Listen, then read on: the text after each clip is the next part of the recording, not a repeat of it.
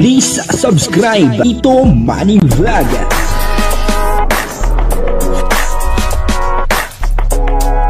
Payagan po si Tito Manny Vlog na mag-reactor para pambiling gamot sa kanya pong karamdaman. Wala man siyang records ng ng away.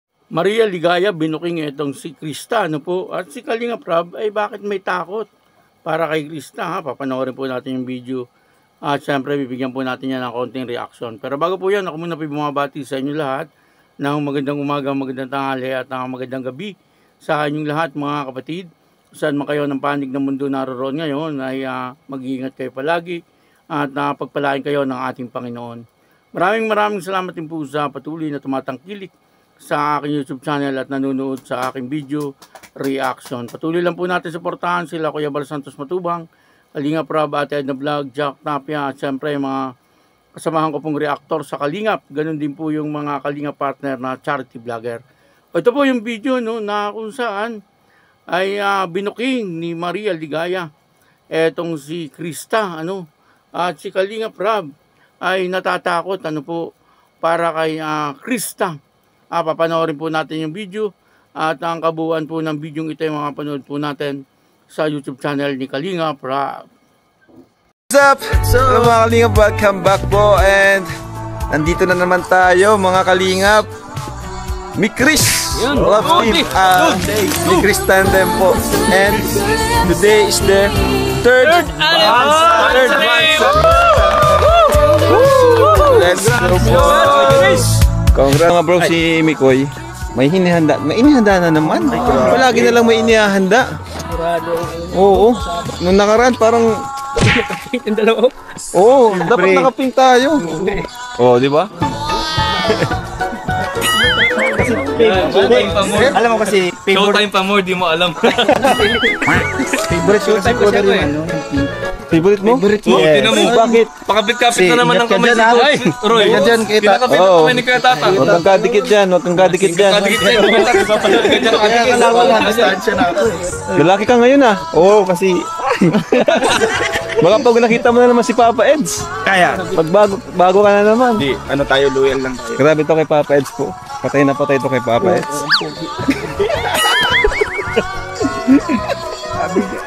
Grabe no? Parang nakakatakot dito Delikado talaga mga Kalinga po. Siya dito ng gabi Lalo na lalo na kapag yan. Gabi dito madilim ay. Kapag may pasok, minsan asaglit siya dito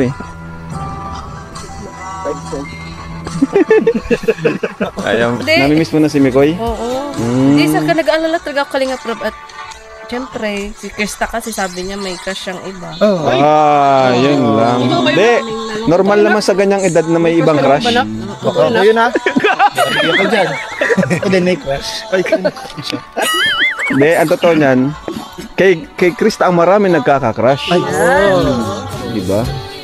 Totoo yan. Ganda pa naman ni Krista. So, challenge to kay Mikoy. Yes. Challenge lang naman. Challenge nga. Hindi, ang crush, hindi pa yung dapat seryosohin. Crush is paghanga lang, di ba? Of course. Yun nga po, dito ay muling pinuntahan nila Kalinga Prab etong si Krista, at dito nga po, habang sila Kalinga Prab ay nasa daan, ay napagmasdan niyang muli, yung pong daan, Dati na po itong nasabi ni Kalinga Prab, pero inulit niya pong muli, na talagang nakakatakot daw po etong daan papunta kila Krista, lalong-lalo na po kapag gabi. Napaka-delikado po talaga. Kasi medyo wala pong bahay at marami pong puno. At talagang kapag po may masamang loob na gustong gawin kay Krista, ay pwedeng mangyari. Kaya si Kalinga Prab ay labis po ang pag-aalala niya kay Krista, Sana ay tuwing pupunta po doon si Krista ay may kasama po siya.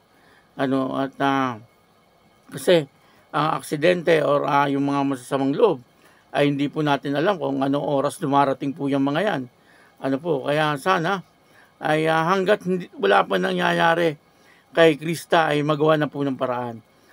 Kung pwede lang sana ay huwag na pong pumunta doon si Krista. At mag-iba na lang siya ng pwedeng pagkakitaan. Ano po, o kaya naman, kung di po nila maiwan talaga yung baboy, ay nandun naman po siguro yung kanyang ama. Ano po, ay magpatulong po siya sa kanyang ama. Ano po, at magpasama po siya doon po sa kanyang ama. Pabalik-balik po doon sa babuyan na iyon.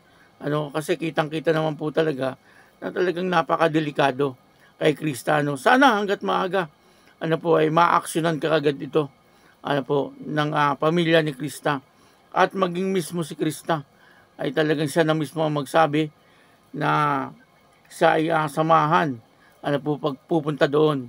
Ano, o kaya ay ma-request ni Kalinga Prab doon po sa ina ni Krista, no, na wag na si Krista ang mag-alaga ng mga baboy na iyon.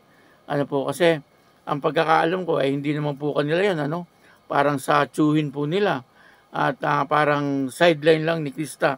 Total naman ngayon ay marami na pong pera si Krista, no, baka pwedeng hindi na po siya pumunta doon, hindi na po siya ang mag-alaga ng mga baboy na yon. Ano po, pero kung talagang mahal ni Krista yung mga baboy na kanyang inaalagaan, kaya hindi niya maiwan-iwan, ay maghanap po siya ng kanyang mga kasama. Ano, baka pwede yung kanyang ama. Ano po, yung kanyang ina ay naandun din naman, ano, nakikita po natin. Pero siyempre, mas maganda kung lalaki ang maghahatid or sundo sa kanya. Ano po, kasi siyempre, yung babae, medyo mahina rin. Ano, kailangan talaga kapag pumupunta doon si Krista ay may kasama po siya. Ano. Dito nga po ay binuking siya ni Maria Ligaya.